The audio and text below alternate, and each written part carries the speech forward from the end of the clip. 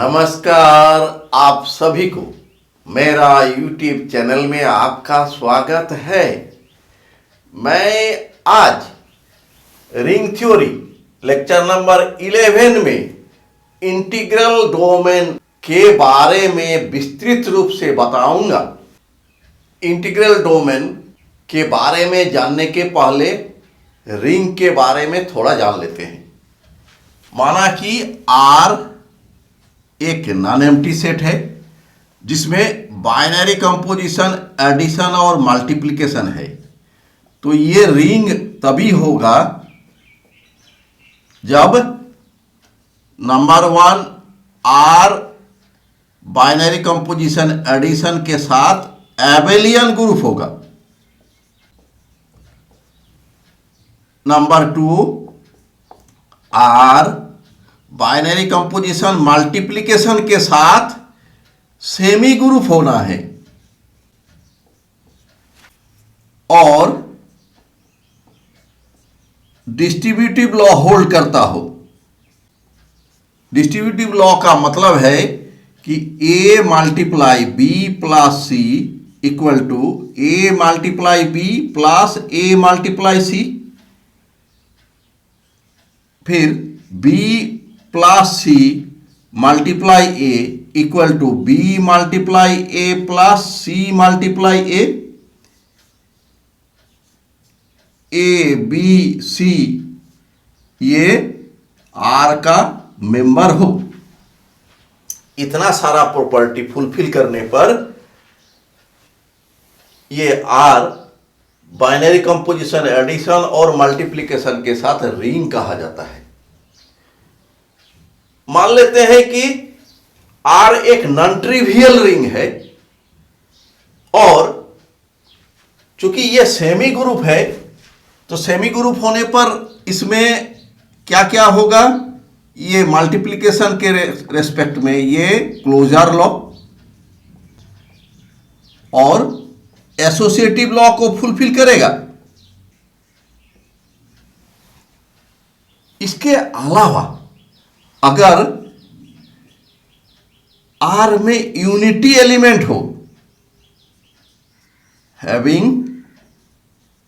Unity element, उसके बाद अगर ये मल्टीप्लिकेशन में कम्यूटेटिव हो और ये जीरो डिवीजर को नहीं रखता हो, इज विदाउट जीरो डिवीजर, तो नॉन ट्रिवियल रिंग के साथ ये तीन प्रॉपर्टी एक्स्ट्रा जुट जाता है तो ये रिंग इंटीग्रल डोमेन हो जाता है। अब इंटीग्रल डोमेन को तब हम लोग डिफाइन कर लेते हैं।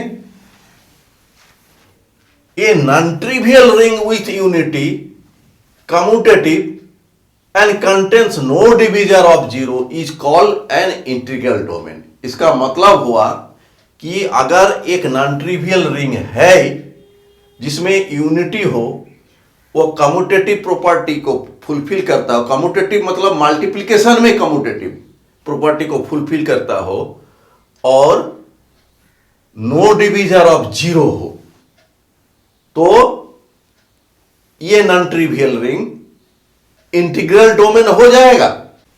अभी हम लोग कुछ एग्जाम्पल को देख लेते हैं और इसमें से देखते हैं कि वो इंटीग्रल डोमेन होगा या नहीं होगा। नंबर 1 एग्जाम्पल, ये रिंग है सेट ऑफ इंटीजर्स जिसमें बाइनरी कंपोजिशन, एडिशन और मल्टीप्लिकेशन है।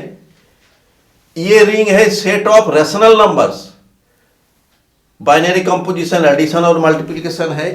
ये रिंग है set of real numbers, binary composition, addition और मल्टीप्लिकेशन है। चूंकि ये तीनों रिंग है जिसमें यूनिटी एलिमेंट रहता है, 1 बिलोंग्स टू Z और Q और R, वन एक इंटीजर भी है, वन एक रेशनल नंबर भी है, वन एक रियल नंबर भी है। और कम्यूटेटिव प्रॉपर्टी भी फुलफिल करता है। अगर ए बी इंटीजर हो, चाहे रेशनल नंबर हो, चाहे रियल नंबर हो, तो ए multiply B equal to B multiply A होता है। और तीसरा नंबर, अगर ए बी ये सब नॉन जीरो एलिमेंट है, non zero integer, non zero rational number, non zero real number, तो ए मल्टीप्लाई बी नॉन जीरो होगा। इसका मतलब है ये डिवीजर ऑफ जीरो नहीं होगा, ये सब जेड क्यू या आर। तो इंटीग्रल डोमेन के लिए रिंग के बाद जो तीन प्रॉपर्टी का जरूरत है कि यूनिटी एलिमेंट को रखेगा, कम्यूटेटिव होगा, विदाउट जीरो डिवीजर होगा, तो ये सब हो गया। इसका मतलब है ये तीनों इंटीग्रल डोमेन है। अब हम लोग एग्जाम्पल 2 को देखते हैं। ये रिंग है 2Z, बाइनरी कंपोजिशन, एडिशन और मल्टीप्लिकेशन। Z मतलब सेट ऑफ इंटीजर्स। इंटीजर में 1 यूनिटी रहता है,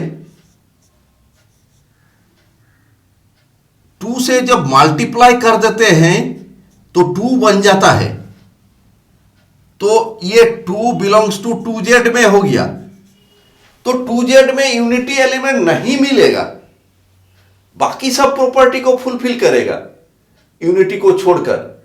कम्यूटेटिव भी होगा और नो डिवीजर ऑफ जीरो भी होगा। तो इसीलिए केवल यूनिटी जो नहीं होगा, इसका मतलब है unity does not belong to 2Z। तो 2Z ये इंटीग्रल डोमेन नहीं होगा। नंबर 3, ये ring Z5 binary composition, addition और मल्टीप्लिकेशन है। क्योंकि Z5 में यूनिटी एलिमेंट रहता है और कम्यूटेटिव भी होता है।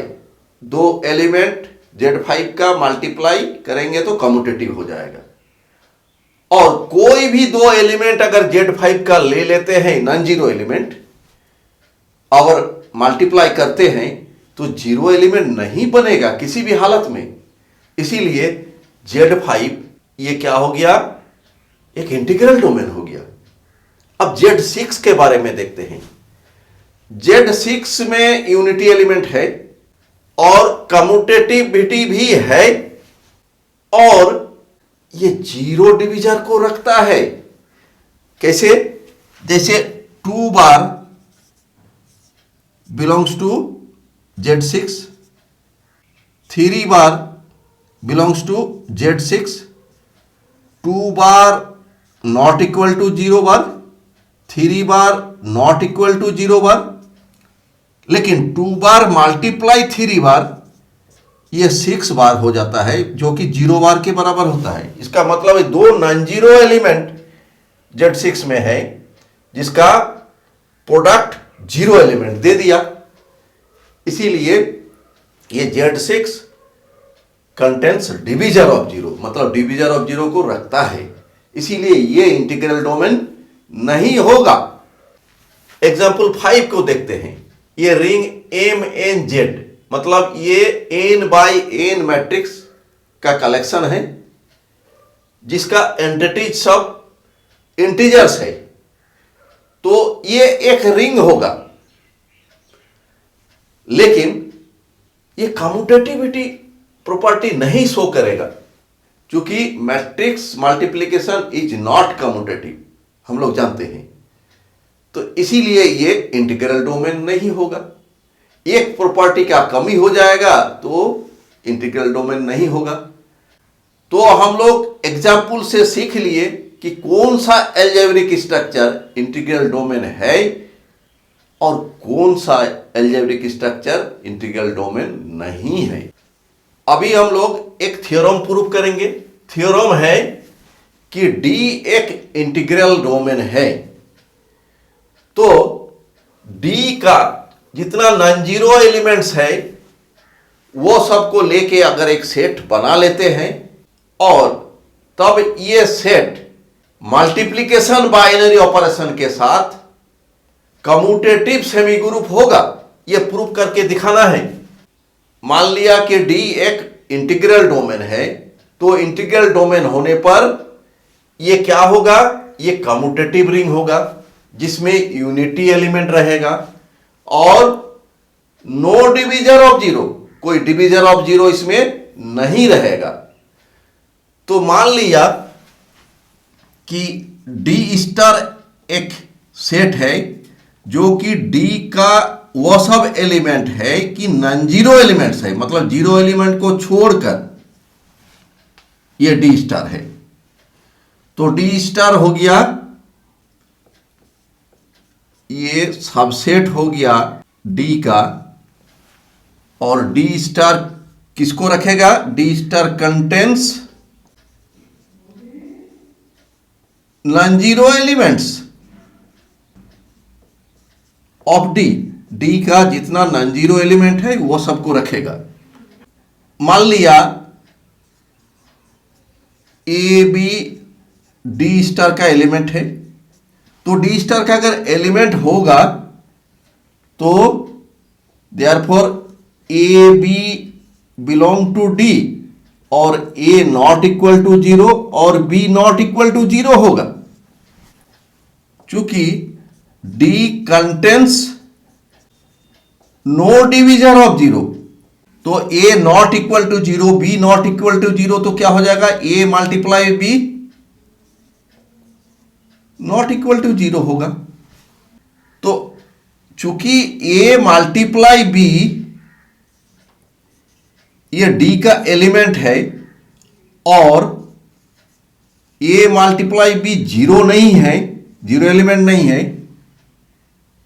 तो ए मल्टीप्लाई बी डी स्टार का एलिमेंट हो जाएगा क्योंकि नॉन जीरो एलिमेंट है। तो हमको मिला यहां से और यहां से, इसको नंबर 1 कर देते हैं, इसको नंबर 2 कर देते हैं। From 1 and 2 A B belong to D star implies that A multiply B belongs to D star। इसका मतलब है क्लोजर प्रॉपर्टी फुलफिल किया। Therefore D star with binary composition multiplication holds the closure property। तो ये number 1 हो गया closure property.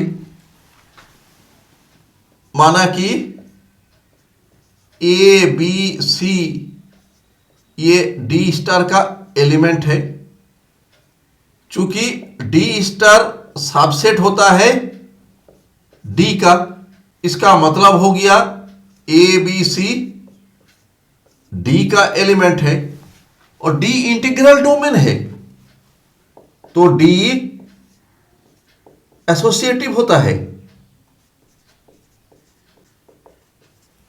Therefore A multiply B multiply C equal to A multiply B multiply C for all A B C belong to, यहां D star में है मतलब D में है, तो D स्टार मल्टीप्लिकेशन के साथ एसोसिएटिव हो गया।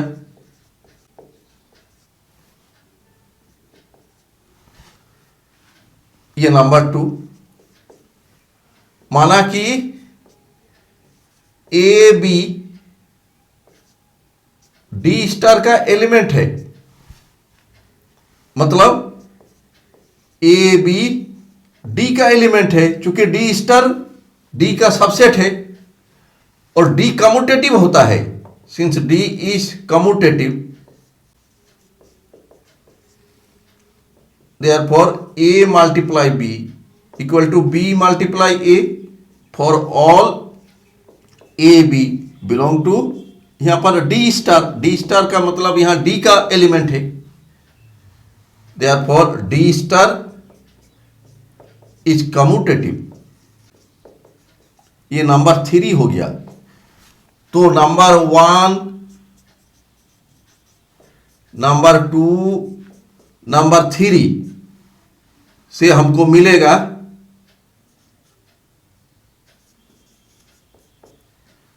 D star with binary composition multiplication is a commutative semi group. क्योंकि सेमी ग्रुप के लिए हमको क्लोजर प्रॉपर्टी चाहिए, तो क्लोजर प्रॉपर्टी हो गया है। एसोसिएटिव प्रॉपर्टी चाहिए, तो एसोसिएटिव प्रॉपर्टी हो गया, और यहां पर कम्यूटेटिव है, इसीलिए सेमी ग्रुप का प्रॉपर्टी जो क्लोजर और एसोसिएटिव दोनों होल्ड किया तो सेमी ग्रुप हो गया, और साथ साथ कम्यूटेटिव हो गया। इसीलिए ये D star binary composition multiplication के साथ कम्यूटेटिव सेमी ग्रुप हो गया। ये प्रूव्ड हो गया। अभी हम लोग नेक्स्ट थ्योरम प्रूव करेंगे। नेक्स्ट थ्योरम है a commutative ring R with unity is an integral domain if and only if for every non-zero element A in R, A multiply U equal to A multiply V implies that U equal to V, U, V are elements of integral domain R। इसका मतलब है कि R एक commutative ring है जिसमें unity है, तो वो इंटीग्रल डोमेन तभी होगा जब ए कोई नॉन जीरो एलिमेंट है और a u a multiply u equal to a multiply v implies that u equal to v, u v ring का एलिमेंट होगा। तो हम लोग इसको प्रूव कर लेते हैं। प्रूव मान लिया कि आर एक कम्यूटेटिव रिंग है जिसमें यूनिटी है, और ए रिंग का ऐसा एलिमेंट है जो कि जीरो एलिमेंट नहीं है, नॉन जीरो एलिमेंट है, ए नॉन जीरो एलिमेंट है। और ये भी मान लिया कि a multiply u equal to a multiply v implies that u equal to v, u v ring का एलिमेंट है। तो मान लिया भी जीरो है, जीरो एलिमेंट है, तो ए multiply u equal to a multiply v implies that u equal to v, u v R का एलिमेंट है। इस पर हम लोग भी इक्वल टू जीरो को लगा लेते हैं। A multiply u equal to a multiply zero implies that u equal to zero, मतलब यू और जीरो रिंग का एलिमेंट है। Implies that a multiply u equal to a multiply zero, zero के साथ किसी का भी मल्टीप्लाई होगा तो वो जीरो होगा, implies that u equal to zero. तो यहां पर देख रहे हैं कि ए नॉन जीरो एलिमेंट है और a multiply u equal to zero है। इसका मतलब है a is not a left divisor of zero, मतलब a left divisor of zero नहीं है। चूंकि ये आर कम्यूटेटिव है तो a right divisor of zero भी नहीं होगा। A is not a right divisor of zero, मतलब ए डिवीजर ऑफ जीरो नहीं होगा। A is not a divisor of zero in R. तो चूंकि हमको मिला था आर कम्यूटेटिव रिंग है और यूनिटी को रखता है, और यहां पर मिला कि आर क्या हो गया, contains no divisor of zero. चूंकि a is an arbitrary non zero element of R, therefore R contains no divisor of zero, R no divisor of zero को रखता है, मतलब डिवीजर ऑफ जीरो को नहीं रखता है, तो आर क्या हो गया, इंटीग्रल डोमेन हो गया। यहां से प्रॉपर्टी मिला है, आर कम्यूटेटिव है, यूनिटी को रखता है, और R no divisor of zero को रखता है, तो आर इंटीग्रल डोमेन हो गया, तो प्रूव्ड हो गया। ये नेसेसरी पार्ट प्रूव हुआ। अब कन्वर्स में देखते हैं। माना कि आर एक इंटीग्रल डोमेन है,